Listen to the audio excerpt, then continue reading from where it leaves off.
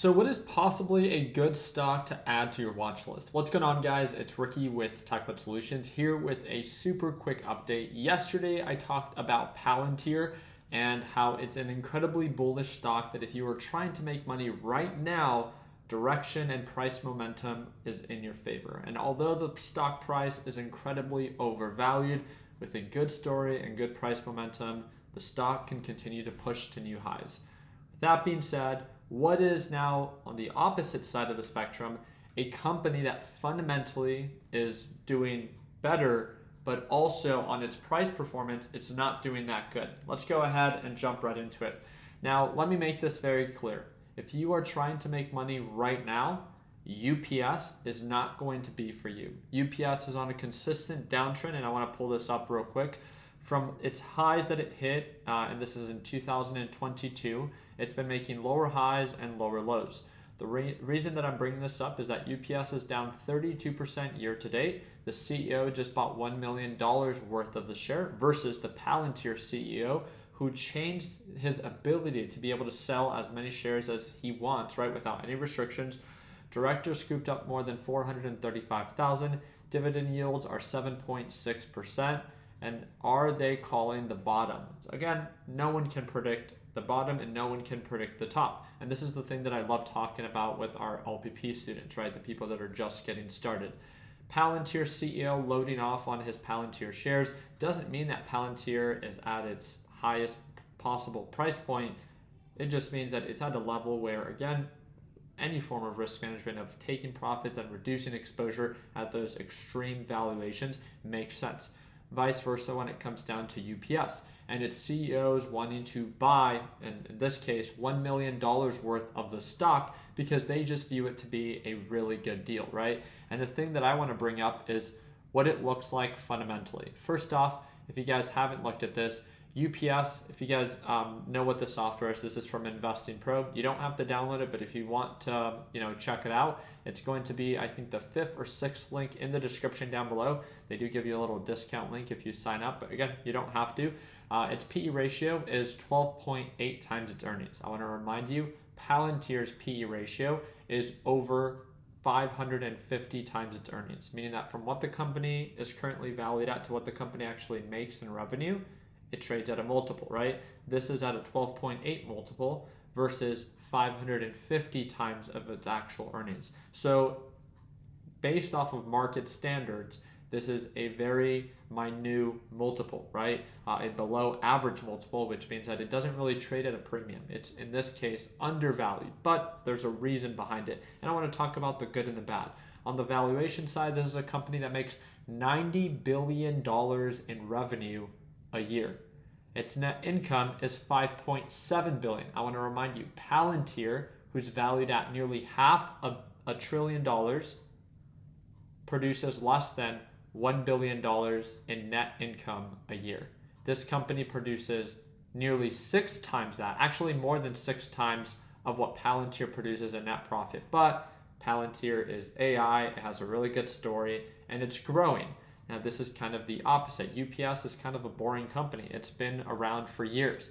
But also, there's a reason behind its lack of growth for its price since 2022. And this is why I love digging into the financials, right? If you guys want me to make more videos like this, I would love to. All I literally ask you to do is to drop a thumbs up and subscribe. But very quickly, and again, this is a feature that they offer within Investing Pro. You click on UPS Pro Research. And once this loads up for you, you can see that its revenue for the company has been on a slight decline consistently, though, since 2022. As you can see right on over here, let me zoom in for you very quickly. 2022, the end of 2022, and we've been seeing a slight decline in revenue, but we're kind of beginning to see this thing flatline, almost showing signs of a support. Now, there's no incline, there's no confirmation that revenue is beginning to grow, but at least it's no longer beginning to see a decline quarter after quarter. And I think that's the biggest indicator of this. For those that are asking, oh, this is just a stock that is incredibly undervalued for no reason. Well, no, that's not the case. That's why this video is talking about a stock that might be worth watching, not a stock that might be worth buying right now, especially if you can't stomach more downturn, right? There's a reason it's been selling off, and it's simply because It has not been growing in revenue quarter after quarter. Remember, Palantir, although it's incredibly overvalued, you have to give credit where it's due. It's insanely overvalued, and I think anyone can acknowledge that. But its revenue quarter after quarter continues to grow. And when a company has good fundamentals showing signs of strong growth, it's hard to argue or bet against that company when there's, again, just a lot of hype behind it. Because all of the hype, yes, does bring that overvaluation and that the ability for that company to trade at a premium, it can kind of back it up with its growth because it is still a growing company, especially in a space that's very attractive right now in the AI kind of marketplace. UPS is not. It's not a sexy company, right? It's still a company that produces a ton of money a year, right? Net income for it to be in the 5 billion. Its overall revenue for this company to be at 90 billion. It's something that Palantir won't be at maybe for the next 2 to 3 years, right? But it's not about that. It's that Palantir is on the up, and it looks like UPS was on the down. But again, this is why we're talking about a stock to potentially be worth watching and investing later down the road. With that being said, what do you guys think based off of its revenue growth, right? Its revenue growth is beginning to show signs of support, and this is why I want to begin to pay more attention to UPS. Because if it does begin to see an uptick in its revenue and its guidance begins to change from downturns to upticks, then that could be a different story. But as of right now, when it comes down to its revenue, its earnings per share, I mean, there's a reason that it's earned this decline, right? It being down 32% year to date. Let me go ahead and pull it up right here. Right now, UPS is trading at $86 per share, down 27% in the past year, hovering at a 52-week low. Its potential upside is around 19%, and I think Investing Pro has it around there. Yeah, potential upside at 22%. Its average and fair market value at 105. So it's saying that its fair market value is right around this general area, but it's still a descending pattern, right? Direction is not in your favor. It's an active downtrend when you look at it on the week chart, on the day chart, and when you look at it on the 4-hour time frame. So let me make this very clear. In no way is this a stock that if your intention is to make money right now, that this would be the choice, right? There's a reason that this thing has been selling off, and on top of that, it's going through a tough time right now. But if you can look into the fundamentals and see the potential for this, or just watch it enough that you see that the company is actually making a comeback, remember, this isn't a BS company. This is a company that produces $90 billion in revenue a year, 5.7 billion as of right now, in net income. So overall, again, I think that the foundation is there for obviously a very solid company. It just needs to continue to grow and raise expectation for the quarters that follow. And this is the one thing that I really love about how this was summarized by Warren AI here on Investing Pro. And it says, UPS is a classic cheap for a reason. The yield is seductive, the upside looks real on paper, but the near term is a grind. For long term, value-focused investors who want income and can stomach some volatility, it's worth watching closely. But do not expect a quick turnaround.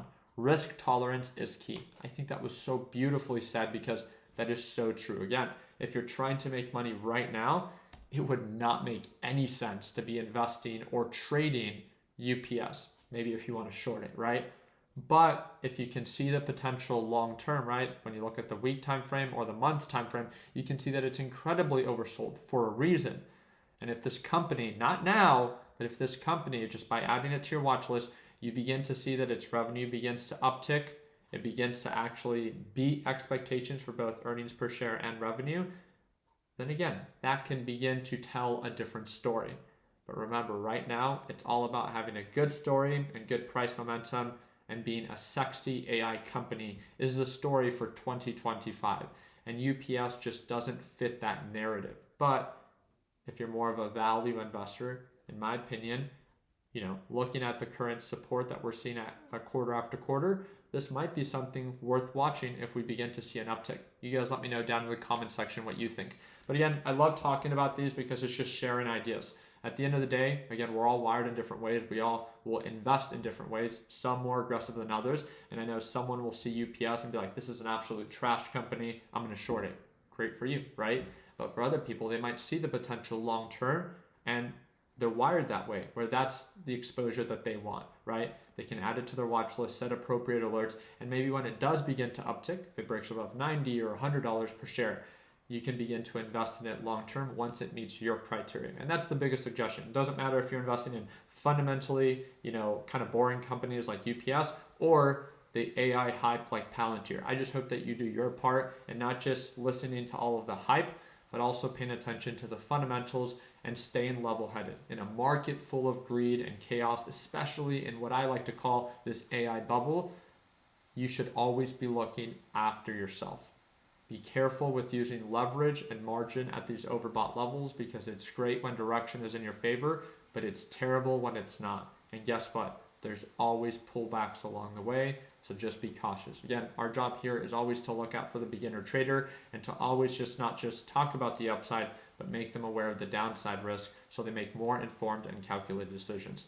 If you want the ability to work with me on a closer basis, I do trade live every single morning, which means that I go live very similar to this, and you get to see my screen as I initiate trades. Every buy, every sell that I take, you get to see it live for the first 30 minutes to an hour of the market every single day. If you want to learn more about it, second link in the description down below. For those that do not know, LPP 3.0 is now available. So again, you guys can click that second link down below. We do have a discount link there for you, and you guys can sign up and watch me trade live as soon as Monday when the market opens. I appreciate you guys' time. Like always, let's make sure that we end the year on a green note. Take care, team.